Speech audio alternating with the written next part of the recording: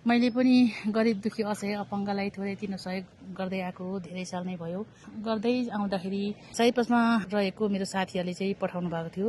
सबैतिर बाँड्दै आएँ अनि थोरै रहेको छ। आशा राई, भीमा लिम्बू, जीविका सापकोटा, लालमाया राई, निकिता कोइराला, तारा शेरचन, भीमा मगर, अनिता लिम्बू, माया मगर, यशोदा योङहाङ गरेर जम्मा मेरो 10 जना साथीहरूले चाहिँ पठाउनु भएको रकमबाट चाहिँ यो अन्तिम हो। यो अब सबै सकियो भन्दा पनि हुन्छ। मैले धेरैतिर नै उहाँहरूको सहयोगहरू बाँडेँ र अलिकति बचेको चाहिँ यहाँ दिदीलाई तपाईँलाई यो 2500 पैसा चाहिँ दिँदैछु। तपाईँले यो राम्ररी राख्नुहोस्।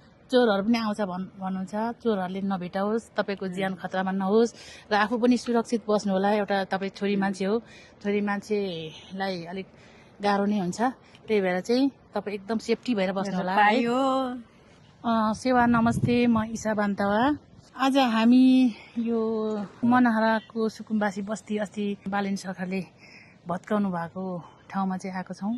यहाँ आउँदा चाहिँ अलिअलि थोरै तिनो सहयोगहरू दिँदै आउँदाखेरि यहाँ एकजना दिदी एकदमै यो अवस्थामा बस्नु भएको रहेछ।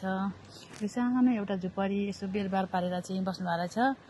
यो घर चाहिँ अब कोही पनि छैन, छिमेकीहरू पनि कोही छैन। राति पनि एउटा छोरी मान्छेलाई कति गाह्रो अप्ठ्यारो होला, धेरै चोरहरू पनि आउँछ भनिरहेको छ। मानवता छ भने यो सरकारले यो दिदीलाई चाहिँ किनकि सट्टा भर्न अथवा यहीँ बस्नु नभए पनि कतै पनि व्यवस्था गरिदिए साह्रै राम्रो हुने थियो। हामी नेपाली भएर हाम्रो नेपालमा बस्नु सबैले पाउनुपर्छ, अधिकार पनि हो।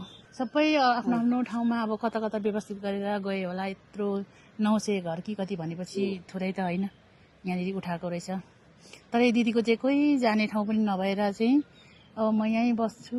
अब चोरहरू आयो भने पर अब त्यो रुखको फेदमा लुक्छु भनेरको सुन्दाखेरि कस्तो कस्तो लाग्यो होइन।